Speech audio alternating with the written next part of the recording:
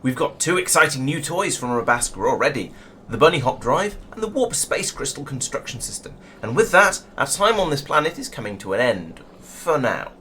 Welcome to Laurence Plays Factorio Planetary Pioneers, where it's time for a bit of a tidy up, making sure that all the systems here feel like they've been made safe and stable, and checking out any loose ends we've not tugged on hard enough yet, because one of them leads to a massive explosion. Tristan's bunny hop drive production system has been running for a while now, and while I wasn't paying attention, he's upgraded it to use a forge and stuffed it full of Tier 3 quality modules.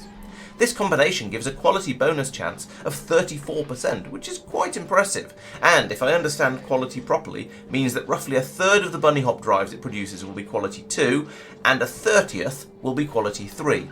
I believe it's a tenth of the chance for each higher tier, not the square of the normal chance, which is a bit of a shame. The higher quality gives a 30% bonus over the normal amount of stuff we can carry, which combined with 8 levels of bunny hop research means we can now carry more than 2 tons between planets in our personal inventory. This box contains 5 of the drives, which sounds like too much of a coincidence to not be deliberate, but it's one for each of us. Interestingly, it seems to still be running despite having had its supply of ears subcores cut off. I guess it's just running through some old supplies. The bunny hop drive is going to be very nice when we're hopping around tidying things up, but as our rules state that we're not allowed to use the planet hopper until we've built up a normal way of leaving a planet, we will apply the same rule to the bunny hopper. No using it to bypass planetary restrictions, we can start using it when it's just a time saver rather than a mechanic bypasser. With the bunny hop drive, some machining assemblers have been deployed to other planets to allow other places to make use of that 100% production bonus. At this point, it's still early days for them, but we try not to do mass upgrades as soon as we finish a planet. It's nice to give it some time to build up a bit of stock before we demand hundreds of the exotic machines.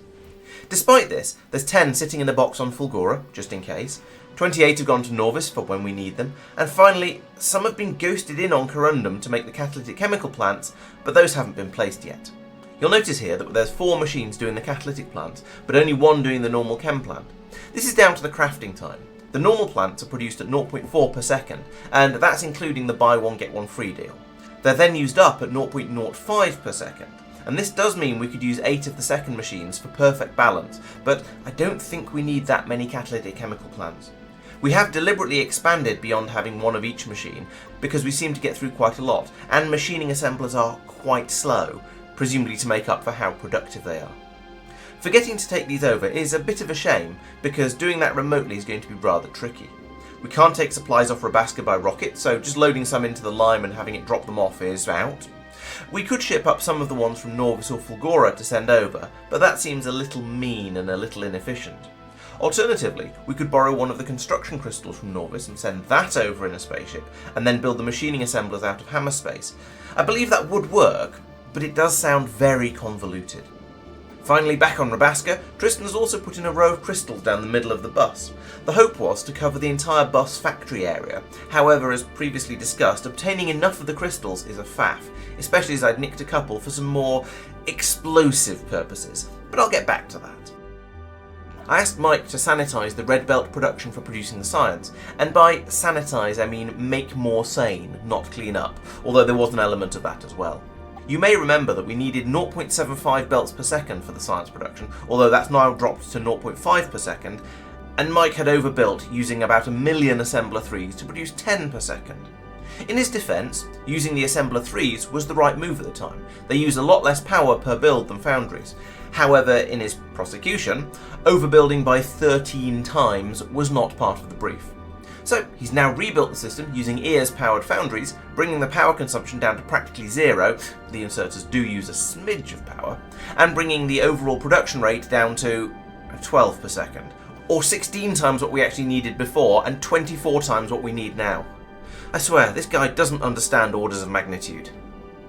If pressed, he will say it's like this because he used a single foundry to make the red belts, because 1 is the lowest positive integer, and that everything else behind that is the required number to keep the foundry running constantly, which is true on the face of it. It requires 48 gears per second, and that's what he's making.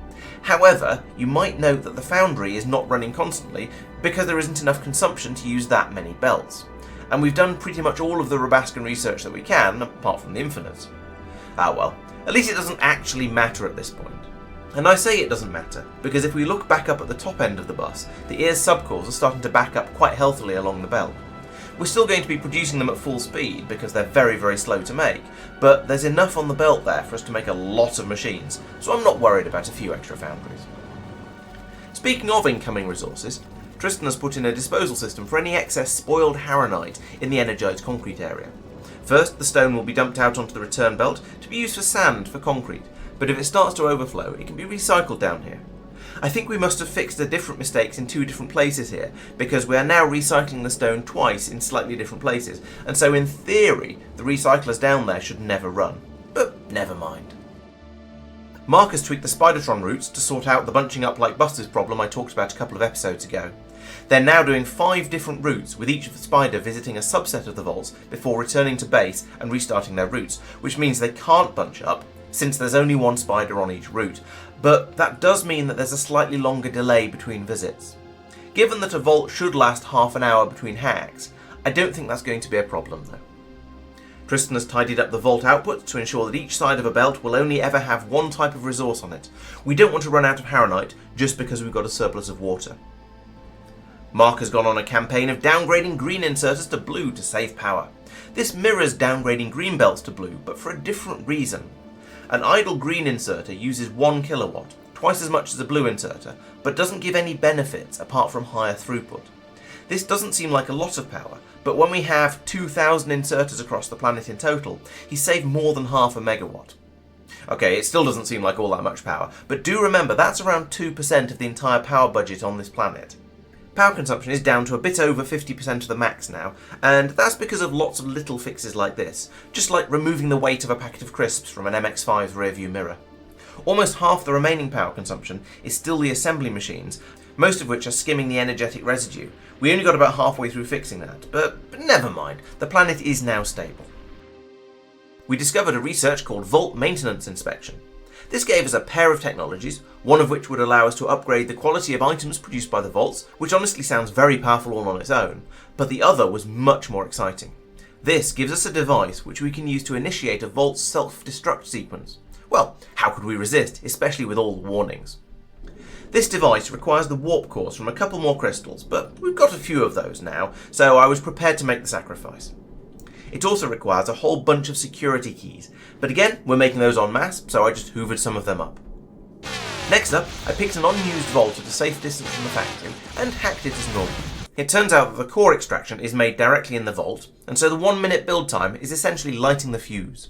Naturally, the vault required a load of carotenoid ore fuel, and also naturally, I forgot to bring that and had to run back to get some, after dumping more cards into the vault access console so it didn't unhack itself.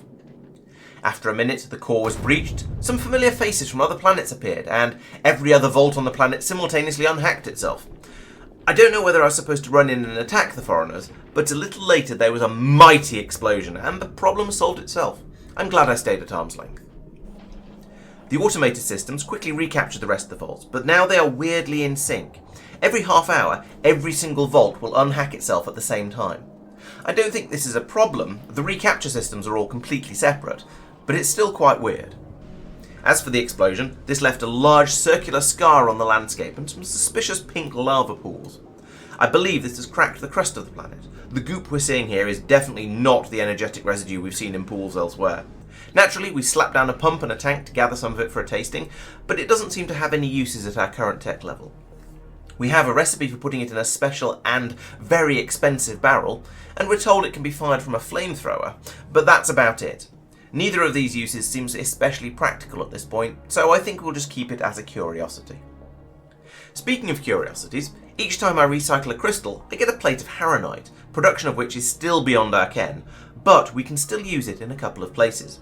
The first is a pair of recipes also made in a vault, which can raise or lower the base alert level on the planet by 10%. I believe this is to help you keep it in the sweet spot where the vault crystals are more likely to spawn, but even with that, we've still struggled to obtain them reliably. It turns out the pips under the planet alert level show the adjustment from using these recipes, and it looks like it maxes out at 50% in either direction. This is unfortunate, as this adjustment stacks with the alertness from vaults, and then the total gets capped at 100%, so if we had 40 volts, it would be impossible to get the alertness level to be anything other than 100%. The second use of the Haranite plates is as flooring on a spaceship to allow you to place an ears building. Sadly, the cost of making these plates means that I very much doubt we'll be using any ears buildings on spaceships before we reach Aquilo and unlock the recipe to produce this stuff in the normal way. This is a shame, but I guess it's just too powerful for us at this stage of the game. On those bombshells, I think it's time to end the video. Next time we'll have a look around the rest of the solar system for further tweaks and fixes, but this will be the last we see of Rabbasca for a while, at least until something explodes down here and we have to do some rebuilding. These videos will come out every Thursday and Friday, so please make sure you're subscribed so you don't miss out. We'll also be back every Monday at 7:30 PM UK time to stream our continued adventures on the next planets, and I'll be doing a solo stream every Wednesday at 8 as well. There's lots happening on the channel, so please stick around. Thanks for watching, and I'll see you next time. Bye bye.